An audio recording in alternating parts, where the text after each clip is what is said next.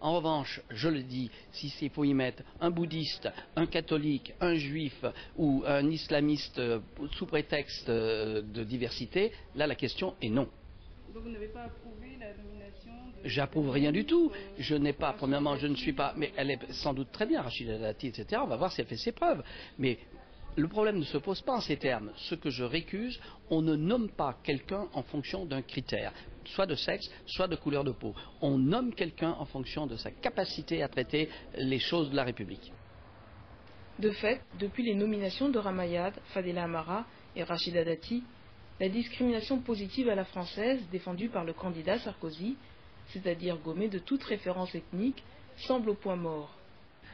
À part dans le gouvernement, on n'en a pas encore vu les effets. Mais vous savez, quand vous montrez l'exemple à un haut niveau, vous pouvez vous attendre à ce qu'il y ait des répercussions dans le monde de l'entreprise, parce que ça donne de la crédibilité à ces personnes de démontrer qu'elles sont en capacité d'être compétentes comme les autres. Et ça change complètement l'image. Et je crois que c'est ce qu'a voulu Nicolas Sarkozy.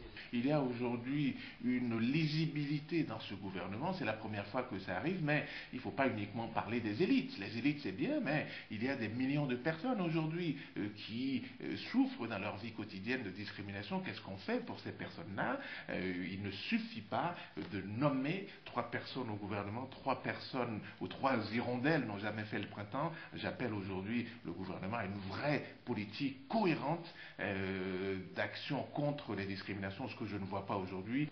Le malaise est particulièrement perceptible lorsque l'on évoque l'action de Fadela Amara au ministère de la Ville.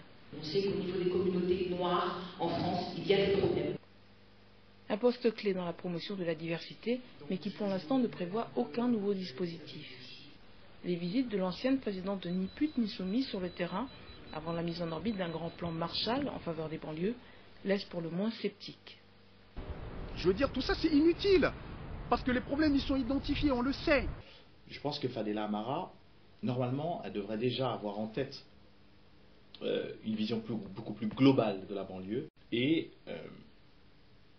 si à chaque fois qu'on parle de la banlieue, on parle des jeunes et seulement de certains jeunes, on aura toujours une vue imparfaite et partielle. Il y a un appel qui a été fait, tout le monde a cru que les choses changeraient. Si jamais les choses ne changent pas, eh bien ça s'appellerait simplement de l'instrumentalisation. Nous n'en sommes pas là aujourd'hui, mais il faudra être sur ses gardes pour ne pas se laisser avoir par des mesures uniquement d'affichage. Ne pas travailler sur les discriminations, c'est prendre le risque qu'il y ait d'autres violences dans notre pays, et ces violences-là, malheureusement, vont amener le gouvernement dans la catastrophe à prendre des mesures pour lutter contre les discriminations. Je préfère que ces mesures soient prises aujourd'hui avant qu'il y ait d'autres émeutes. Je vous garantis que si nous continuons comme ça à laisser des gens souffrir, je vous garantis que nous allons au-devant d'autres émeutes qui cette fois-ci seront beaucoup plus graves pour notre pays. L'égalité des chances reste un défi à relever face à ce mal qui ronge la société.